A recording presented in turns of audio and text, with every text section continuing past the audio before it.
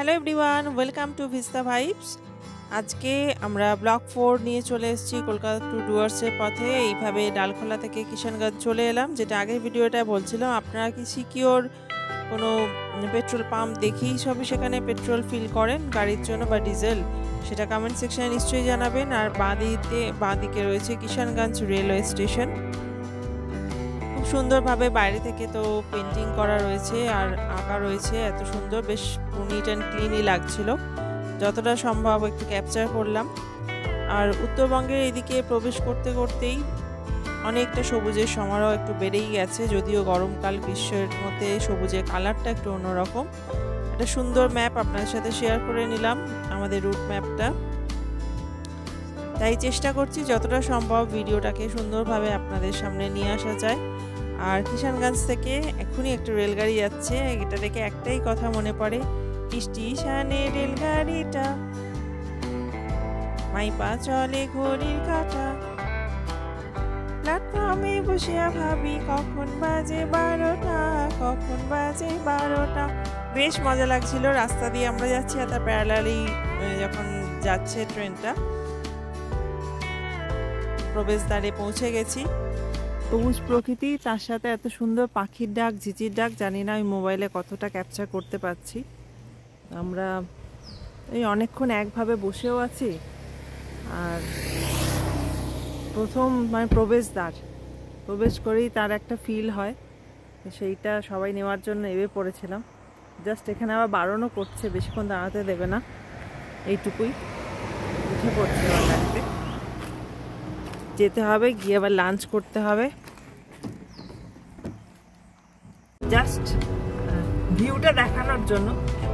এমনিতে আমরা সবসময় দেখেই থাকি, এখন তো এত সুন্দর চারদিকে, সবাই সবুজের মধ্যে থাকার জন্য পাগল হয়ে যায়। বিশেষ করে শহরে যারা মেট্রোপলিটন সিটিতে থাকে, তাদের কাছে এরকম পরিবেশে থাকাটা মানে আনন্দ। যে কটা মুহূর্ত আমরা থাকবো, সেটাই আমাদের কাছে খুব স্মৃতিতেও থাকবে এবং মনের মধ্যেও থেকে যায়।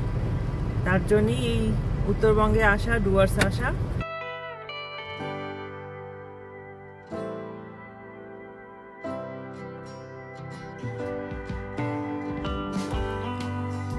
এই ডুয়ার্স মানেই সবুজের সমারোহ। যেটা বলছিলাম, গ্রীষ্মকাল, গরমের সময় তো সবুজের রংটা কিন্তু আজকে অন্যরকম লাগছে। বাট আমার তো মনে হয় বর্ষার সময় এলে, বোধহয় বৃষ্টির সময় এলে, মনসুনে এলে খুব সুন্দর লাগবে আর সবুজটা একটু অন্যরকম দেখাবে। তো ডুয়ার্স মানেই হচ্ছে প্রবেশদ্বার। ডুয়োর ইংলিশ শব্দ ডোর, আর বাংলায় দুয়ার, হয়তো এর মিশ্রণই ডুয়ার্স এসছে, আর তার মানে প্রবেশদ্বার।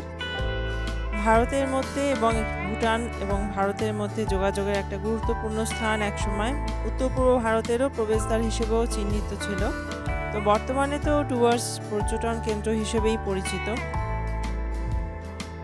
এখন বিভিন্ন ধরনের প্রাকৃতিক দৃশ্য থাকে, চা বাগান, নদী, এসব তো থাকেই। দেখতে দেখতে আমরা বাতাবাড়ি চলে এলাম। বাতাবাড়ি থেকে এখনও মূর্তি বনানী রিসর্ট দেখাচ্ছে, 6.3 কিলোমিটার, 12 মিনিট লাগবে পৌঁছাতে। তো প্রায় এসেই গেছি। এই হলো মূর্তির দিকে এন্ট্রান্সে, এই যে এরকম 3 মাথার যে মোড় রয়েছে, এরকম এই জায়গা থেকেই ডান দিকে ঢুকে যেতে হবে। ম্যাপ অনুযায়ী বা দেখলে আপনারা সরাসরি দেখতে পাবেন, সোজাসুজি একদম সহজ রাস্তা। আমরা এসেছি, কোনো অসুবিধা হয়নি। আর এই চারপাশে এদিকেও দেখছিলাম এবং ছোটো ছোটো বাংলো এবং কয়েকটি গভর্নমেন্টেরই হবে, বাকি বাইরের রিসর্টও আছে এরকম বনানী ছাড়াও। যদিও আমাদের ওয়েস্ট বেঙ্গল ফরেস্ট ডিপার্টমেন্টের যে ইকো ট্যুরিজম, বনানী ইকো ট্যুরিজমে আমাদের বুকিং ছিল, অনলাইন বুকিং, এটা পাওয়া যায়। তো ডিসক্রিপশন বক্সে থাকবে, আপনারা এমনিতেও সার্চ করে দেখে নিতে পারেন, অনলাইনে বুকিং করতে হয়। আমাদের হয়তো অফ সিজনের সময় ছিল বা এপ্রিলের শুরুতেই, তো সেইভাবে অসুবিধা হয়নি বুকিং পাওয়ার জন্য। ব্যাস আমরা পৌঁছে গেছি বনানী। এই হলো বনানীর ফ্রন্টের দিকটা, অনেকটা জায়গা আর অনেকটা সবুজ। এদিকেও একটা বাংলো দেখা যাচ্ছে। আপাতত এখন নামবো, আর কিছু পেপারস কোনালে রয়েছে যেগুলো বুকিংয়ের জন্য, সেটা গিয়ে রিসেপশনে কথা বলবো। এই হলো সামনের দিকটা। আর এখানে হচ্ছে পৌঁছতে প্রায় 1:45, 1:45 দেখাচ্ছে ঘড়িতে। আর যথেষ্ট গরম লাগছিল, নেবেই গরম রয়েছে, টেম্পারেচার ভালোই। আর সামনেটা তো সুন্দর দেখালাম, সাজানো গোছানো।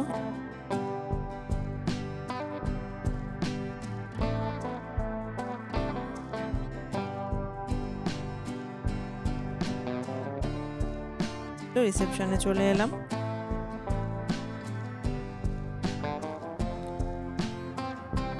এই হলো ব্যাক সাইডটা বনানী। আমরা যে এন্ট্রান্স নিলাম, এন্ট্রি করলাম, তারপরে পিছনের দিকটা এসে আর ওই পাশে হচ্ছে মূর্তি নদী।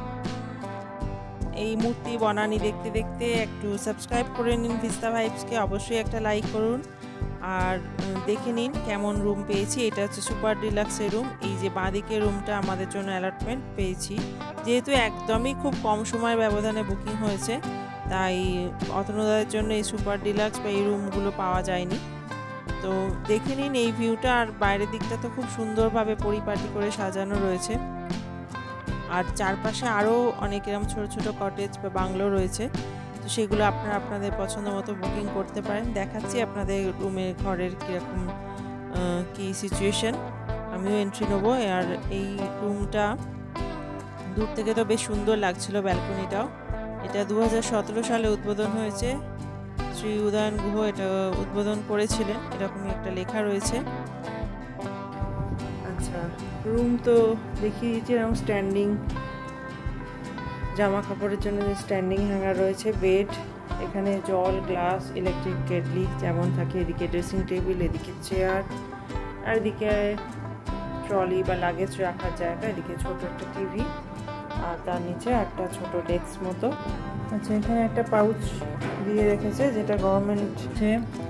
একটা ডেন্টাল কিট আছে, একটা চিরুনি আছে, একটা সোপ আছে, এটা সেভিং কিট আছে, আর এটা আছে ময়শ্চারাইজার, শ্যাম্পু। এইগুলো। এই হলো ওয়াশরুম। ওয়াশরুমটা যথেষ্টই ভালো, দেখতেই পাচ্ছেন এখনো নিট অ্যান্ড ক্লিনই আছে।